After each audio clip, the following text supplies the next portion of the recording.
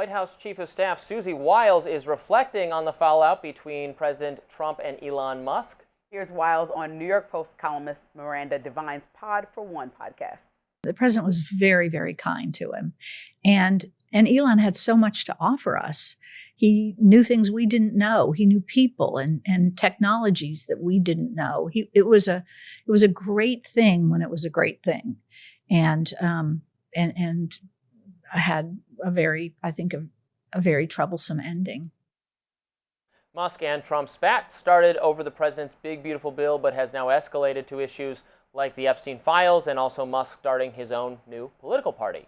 Musk wrote on X earlier this week, how can people be expected to have faith in Trump if he won't release the Epstein files? Trump, on the other hand, has called Musk's move to start a third party, quote, ridiculous and something that'll just cause confusion. Devine asked Wiles about why she thinks the two had such an unhappy ending. Here's Wiles' response. I don't understand it. I don't know. I know that what has been said doesn't ring accurate to me, but I don't know. I enjoyed working with Elon. I think he's a fascinating person and sees the world differently. And I think that's probably what the president saw too, just a little bit different than the average Joe. But it certainly came to not a good ending. Oh, Susie, you have been working with President Trump since 2016. Almost a decade. You understand that anybody who criticizes him becomes a target, no longer an ally.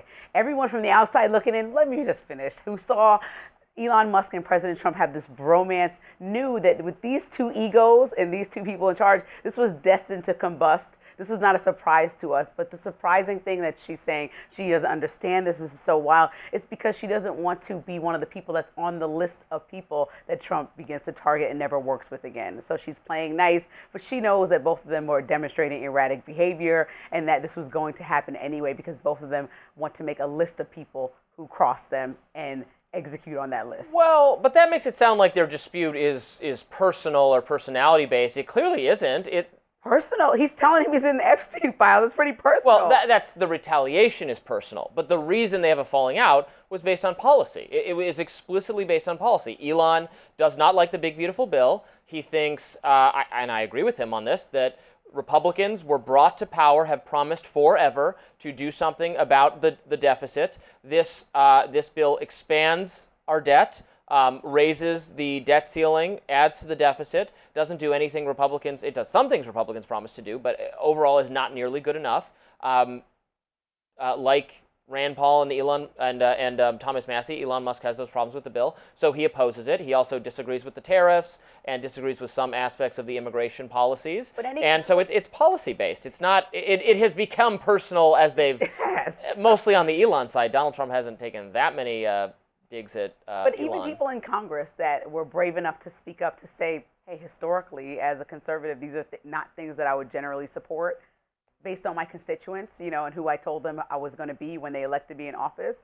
And he's criticized anybody in Congress that's criticized the big, beautiful bill. He's gotten in Trump public, has. Yeah, Trump has gone on Twitter. He's gone after Massey. He's gone after Paul. He won't even give people a chance to criticize. And so I think when somebody with as much power as Elon Musk has outside of government, obviously he was kind of powerful, but more powerful in the business sector, is coming at him. He doesn't like that. He doesn't like another person confronting him in that way, and I think that's what we saw, except he's trying to hold his own and keep his cool this time for some reason. And Susie Wiles is probably more confused about that part. I think this Epstein files thing is getting under his skin a little bit. This is such a big cluster F for the Trump administration, a very own goal of having promised these really sensational revelations and then just been like, oh no, there's nothing new. No, you have it all. You know everything. MAGA influencers, conservative journalists, people who've cared about this issue for a long time are not satisfied whatsoever. And I have seen, on social media at least, Trump lose more support on this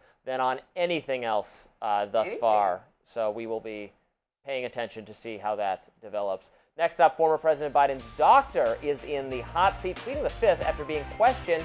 He was ever told to lie about Biden's health. That's next.